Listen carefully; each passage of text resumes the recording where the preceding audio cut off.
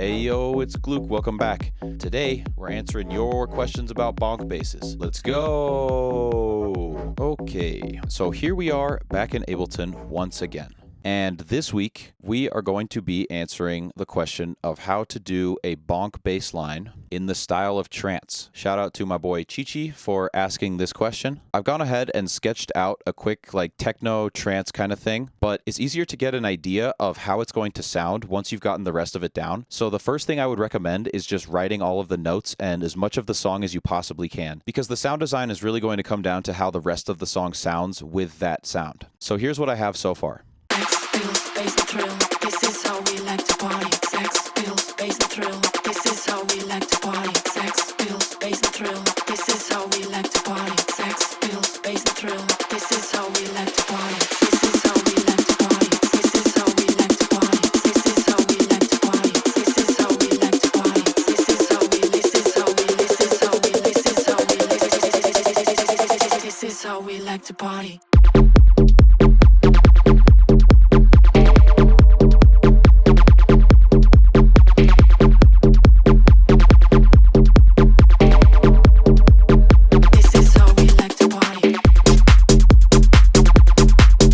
Okay, so that's how the song sounds right now. In the bass line here, right at the drop, we pretty much only have the kick and the bass. And we've got this other little lead synth here going. I tried to write all of these sounds so that it would cover all of the different ways that you would make a techno bass line, because all of these same principles apply, except we would just use them as the bass. And then I'll go ahead and go through the bass patch. So to make this top bit, this is what's mainly called an acid lead. And so the way that you get this is that you pretty much just have a saw wave, and you really don't even need detune or unison. But the main power of the sound is coming from the resonance on the filter. And then we'll do a little bit of tube distortion and a bit of OTT, nothing new. And then I'll cut off the lows, so that way we're only getting this section here. But you can make this sound a number of different ways. You can change the wave shape and stuff.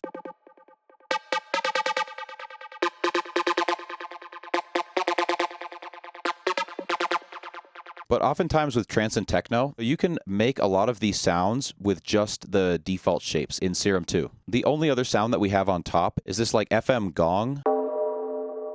The main beef of the sound that's going on here is that we have two oscillators, and one of them is not playing, and the other one is playing, but we have it on phase distortion from B. From here, we've pretty much made the sound. You want to make sure that you've set your randoms to 0, so that way we get a nice consistent tone every time. And then what I'll do is I'll use the LFOs, but you can also use the envelopes on this, and you're just going to want to automate phase distortion from B, so that way we're applying it, and then every time it plays, the knob is going to turn on its own. In order to make different sounds out of it, we can just go ahead and mess with the octaves.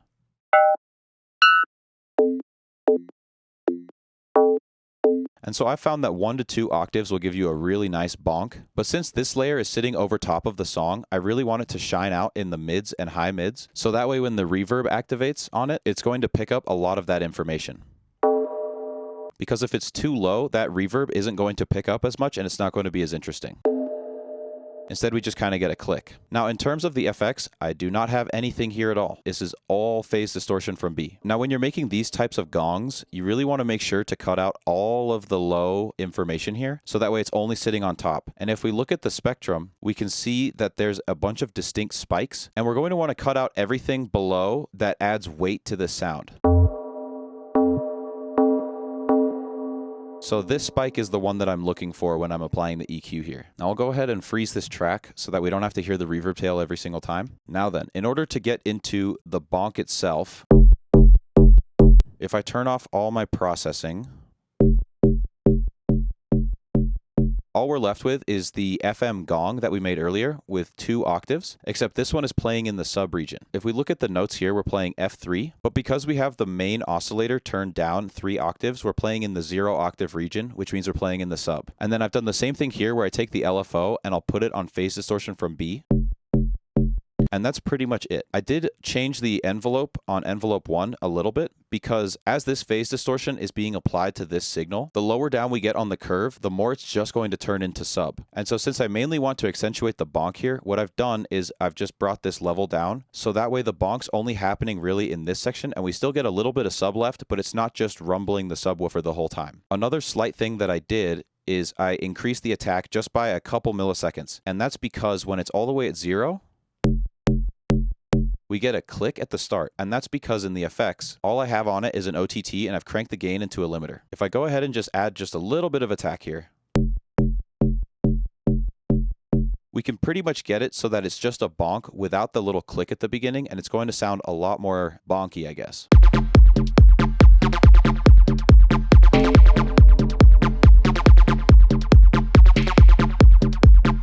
Now, another crucial part of making any kind of bonk bassline or trance bassline where the kick is really the center element here is that we're going to want to make sure that we've sidechained against the kick.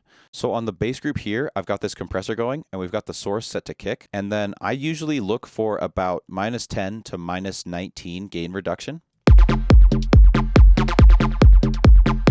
And that way, in order to really bring out that bonk, every time the kick hits, the volume of this group is going to be suppressed. And then all of the extra processing I added was just to help accentuate that one note. Oftentimes when you have one note bass lines like this, you can really start to make some crazy sounds because we're not actually changing notes. And so this spike here on the EQ is just meant to boost some of the harmonics.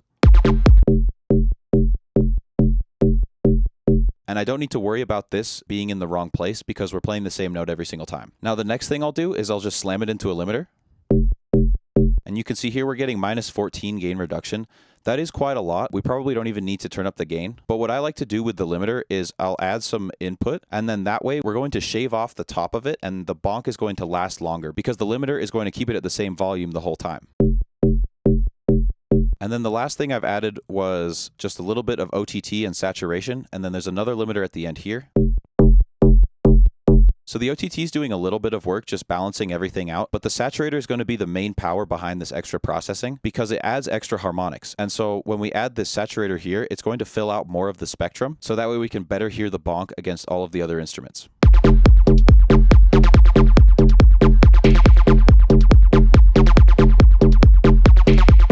Now, if you wanted to make a shorter bonk, what you could do is mess with the length of this.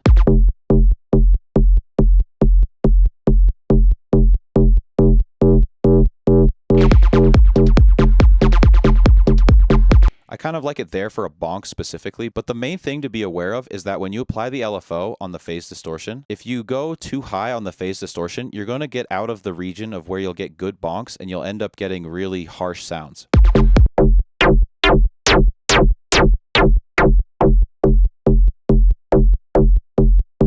So that's one way to make a bonk in Serum 2. Now, the other part of the question was if I could make a trance bass line. And I'm not quite sure what specifically because trance is a pretty wide genre, but I made this.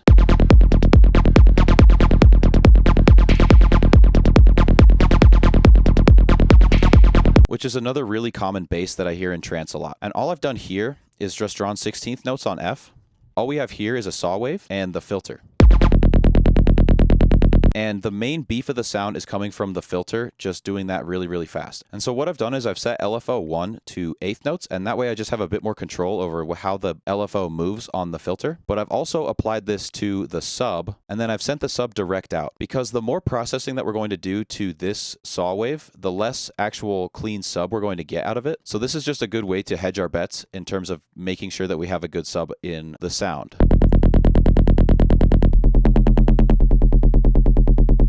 But this would be another way to make a bonk bass line. So we'll have this triangle wave. And then we're pretty much just doing the same thing, except instead of having it automate on phase distortion, the filter is going to do the automation for us by just reducing the harmonics that we get in the signal. But as long as we have the filter right, we can begin to experiment with other waveforms and see what kind of sounds we can make.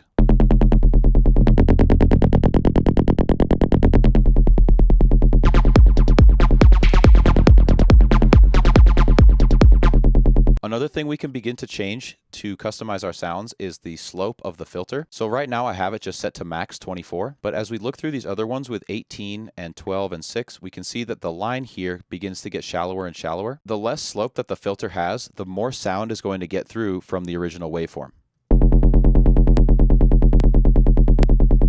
And so if you really want to get a super aggressive tight bonk, I would recommend going for a higher slope filter. And then what we can do as well is put the LFO on the resonance, and that way it's going to peak where the filter starts, and we can have it accentuate that frequency band.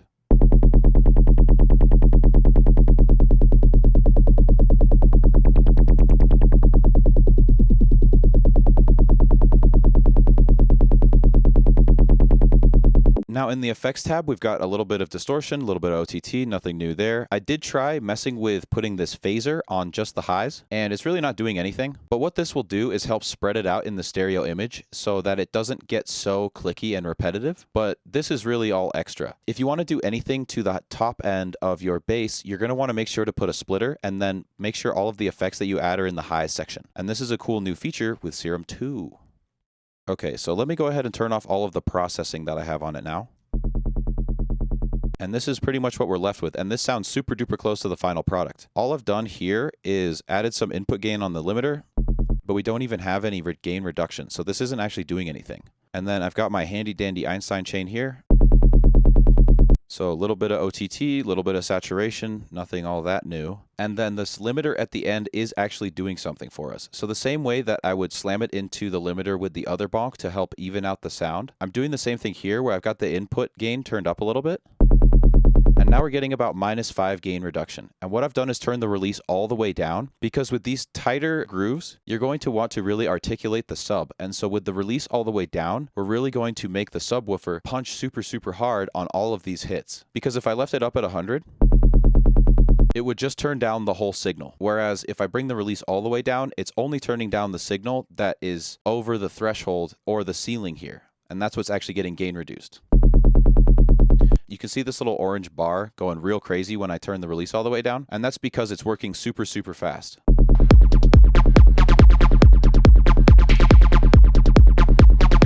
But to wrap it all up, the main thing I wanted to show here was sort of the mechanics behind how you make a bonk. And so when you think about any sound, really, that you want to remake, first what I'll do is I'll think about the shape of it, and then I'll think about the frequencies that we're hitting. So with a bonk, we have a lot of mid frequencies first, and then it turns into sub, because they're sort of like a boom. And then you can break it down in your head and think, okay, with the shape of the LFOs, what is it going to look like? Or the shape of the envelopes, what is it going to look like? And the main way that you get that sound is through either phase distortion or frequency modulation. It's going to be sine waves in particular will give you a really nice FM bonky sound, because all of the rest of these have other harmonics that we're not looking for. And then finally, when you go to actually process it and make sure that everything's, compressed and whatever, aside from the EQ, a bit of limiter and a bit of OTT and a bit of saturator will go a really long ways in terms of beefing up your bonks and making them sound really full and ready for main stage, bro.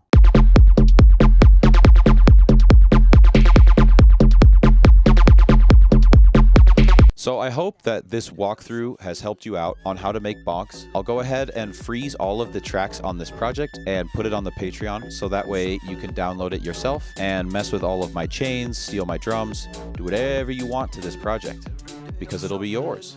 But with that, that is all I have for you right now. If you found this video interesting or helpful, please be sure to like and subscribe. Go ahead and check out the Patreon. I put all of my project files on there, and you would be helping me out tremendously. Make sure you hit the bell so you know when I post new videos, and we'll see ya in the next one.